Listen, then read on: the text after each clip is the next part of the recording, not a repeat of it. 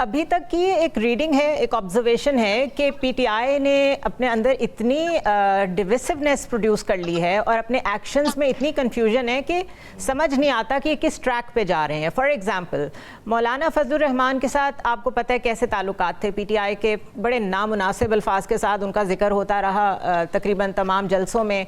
उसके बाद हमने वो दिन भी देखा जब तहरीक इंसाफ जाके पहली दफ़ा JUIF से मिली और लगा कि शायद मुफाहमत और पाकिस्तान की पॉलिटिक्स के जो नॉर्म्स होते हैं वो शायद सीख लिए हैं पीटीआई ने।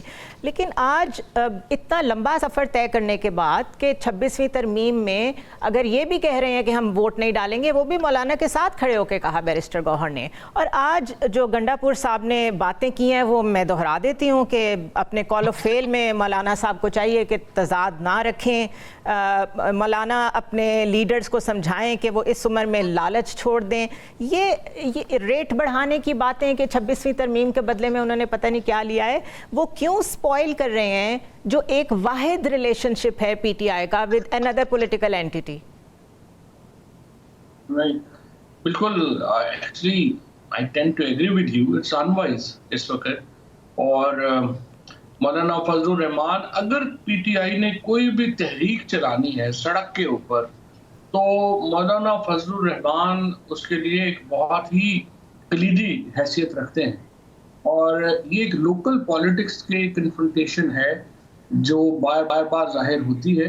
अली अमीन साहब और मौलाना फजलुर रहमान मुकामी इलेक्शंस में एक दूसरे के मुखालिफ हैं, बट आई थिंक अली अमीन गंडापुर अब एक सूबे के चीफ मिनिस्टर है और मुकामी सियासत बड़ी पीछे रह जाती है जब आप इतने बड़े ओहदों के ऊपर हो और आपकी पार्टी पोजीशन इतनी इम्पोर्टेंट हो, तो that requires lot of, I would say, कि उन्हें काफ़ी रिस्पॉन्सिबिलिटी शोल्डर करनी पड़ेगी और वो कर भी रहे हैं। मेरे ख्याल में पीटीआई का जो एक अकेला तहरीक चलाने का मामला था वो 9 फरवरी को था जब वो तहरीक नहीं चलाई गई।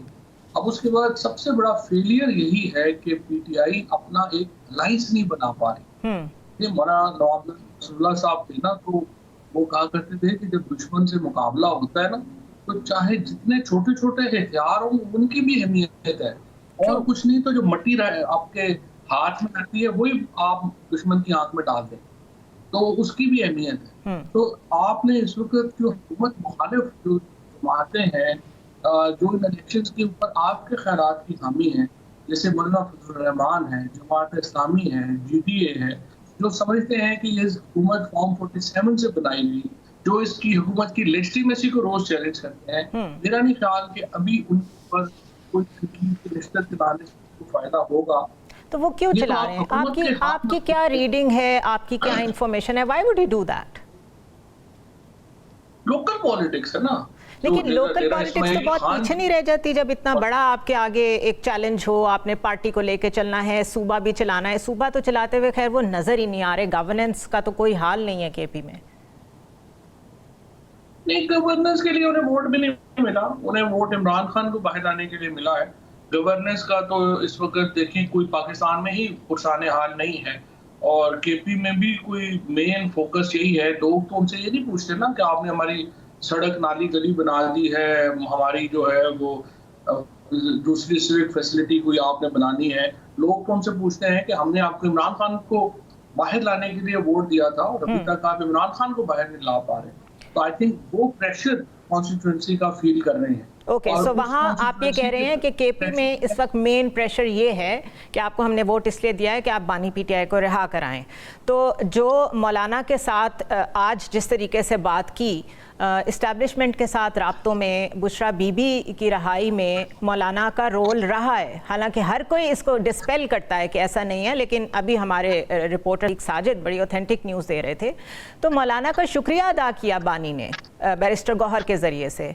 उसके बाद how can you do that? क्यों रोइन कर रहे हैं सब कुछ?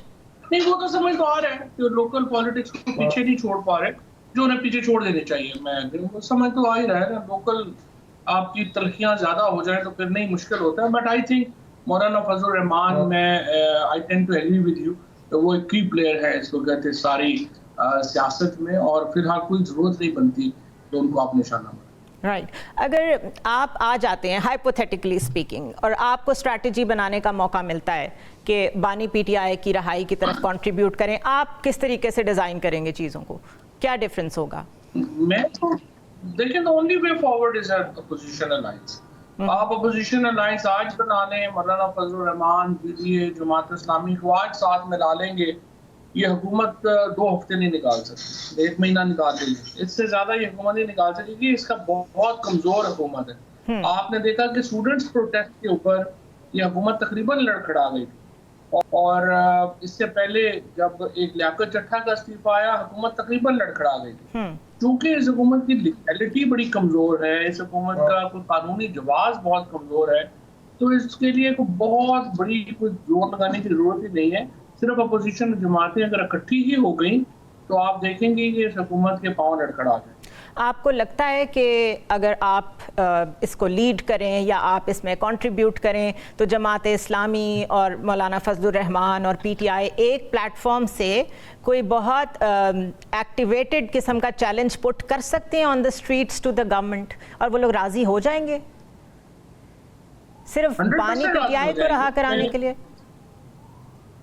नहीं, देखिए ना, वो पॉलिटिकल पार्टीज हैं, एनजीओज नहीं है, उनके अपने इंटरेस्ट हैं, और आप जब एक अलायंस बनाते हैं तो आपने उन पार्टीज के इंटरेस्ट को भी सर्व करना है। जाहिर है अलायंस जो है वो एक कॉम्प्लेक्स पॉलिटिकल प्रोसेस है, और एक डाइवर्जेंट व्यूज को आप देखें। पहली बात तो ये है ना, पीटीआई में ये तो समझना होगा कि ये parliamentary form of government take all position में नहीं होती। टेक ऑल जो है वो डिक्टेटरशिप्स में होता है, डेमोक्रेसी में तो वैसे ही नहीं होता, और पार्लियामेंट्री डेमोक्रेसी में तो बिल्कुल ही नहीं होता। ऐसा ही है। तो आपको डिफरेंट व्यूज को अकोमोडेट करना पड़ता है। मेरी नजर में तो देखिए ना, alliance is the only way forward, और आपको इमरान खान को बाहर लाने के लिए भी अलायंस चाहिए। अगर आपने बातचीत करके लाना है तो भी अलायंस चाहिए, अगर तहरीक चला के लाना है तो भी अलायंस चाहिए। सो एक जॉइंट ऑपोजिशन आपके ख्याल में that is the only way forward. और आप बिल्कुल ठीक कह रहे हैं, क्योंकि अकेले तो पीटीआई कुछ नहीं कर पाई। इलेक्शन स्टोलन मैंडेट का उन्होंने नारा जरूर बुलंद कर दिया, लेकिन उसके बाद से या तो आपको अमेरिकन इन्फ्लुएंसिंग नजर आती है कि बाहर से लॉबिंग कर रहे हैं, कांग्रेसमैन को खतूत लिख रहे हैं, अभी जो बाइडन को लिख दिया है, तो अगर वो मदाखलत थी तो कहने वाले ये कहते हैं कि ये भी मदाखलत है, ये भी पाकिस्तान के इंटरनल मैटर्स पे मदाखलत है। तो इस तरह के स्टेप्स पीटीआई को फेवर कर रहे हैं कि नुकसान दे रहे हैं? वो तो जो कहते हैं वो तो अब ऐसे ही इलॉजिकल बात कर रहे हैं ना। देखिए, ये क्यों लेटर लिखे जा रहे हैं? ये लेटर लिखे जा रहे हैं कि ओवरसीज पाकिस्तानी जो है वो इमरान खान की सपोर्ट में बहुत एक्टिव है, और उनका बड़ा पॉलिटिकल इन्फ्लुएंस है। तो एक्चुअली तो ये जो सारे खतूत लिख रहे हैं अमेरिका में या बरतानिया में, जो बाकी यूरोपियन ममालिक में जो भी कुछ हो रहा है, वो हो रहा है कि ये इस ओवरसीज पाकिस्तानी के प्रेशर में हो रहा है। और दुनिया में चाहे कोई अमेरिकन हो, चाहे ब्रिटिशर हो, चाहे अरब हो, तो पाकिस्तान के अवाम के हकूक के लिए खड़ा होता है, हमारे सियासी हकूक की बात करता है, तो वो पाकिस्तान का दोस्त है। इन्फ्लुएंस तो है जो कि एस्टैब्लिशमेंट बड़ा स्ट्रॉन्ग डायस्पोरा है यूएस में और यूके में specifically Pakistani, no doubt about it. अच्छा, लास्ट क्वेश्चन, आपकी मुलाकात होने जा रही है अनकरीब, आप मिल रहे हैं कि नहीं मिल रहे बानी से? बिकॉज उसके मिले बगैर ये मसले रिजॉल्व नहीं होंगे। देखिए जी, मुझे चूंकि उनका मैसेज अभी आया था कि हमने कोई तनकीद नहीं करनी पार्टी लीडरशिप के ऊपर, तो वो लीडरशिप पे तनकीद मैं नहीं कर रहा, लेकिन सच्ची बात तो ये है कि इसका भी नुकसान ही हो रहा है। और अगर ये जाहिर है खान साहब का हुक्म है, वो तो हमने उसको मुताबिक ही चलना है। आगे जिस दिन बुलाएंगे उस दिन चले भी जाएंगे, but for the time being मेरी तो फर्म ओपिनियन है कि इमरान खान की फैमिली में उनकी बेगम साहिबा को, बहनों को ये लीडरशिप लेनी पड़ेगी। और पार्टी को फवाद साहब, मसला ये है कि ये लीडरशिप भी तो खान साहब ने ही बनाई हुई है, उन्होंने ही इनके हाथ में सब कुछ दिया हुआ है, तो या तो उनको भी कहें कि आपके साथ मिलके बैठ जाएं, कोई वे आउट तो निकालना पड़ेगा ना। देखिए, वो इशू यही है ना कि ये जो लीडरशिप आई है, जिस तरह से आपने अभी एनालिसिस किया, वो उस तरह से डिलीवर नहीं हो पा रहा, और डिलीवरी ना होने की वजह से प्रेशर बढ़ रहा है। और मेरी नज़र में सवाए इसके कि इमरान खान की फैमिली के लोग आके इमरान खान की रिहाई के लिए आगे चले, देखें 400 अब तो 56 दिन हो गए हैं खान साहब को जेल में, और उनको जेल से निकालना वाहिद फिलहाल मोटिव होना चाहिए पार्टी का, और उसके लिए उनकी जो फैमिली है उसको बार-बार वजन उठाना। बहुत शुक्रिया फवाद साहब हमें ज्वाइन करने के लिए।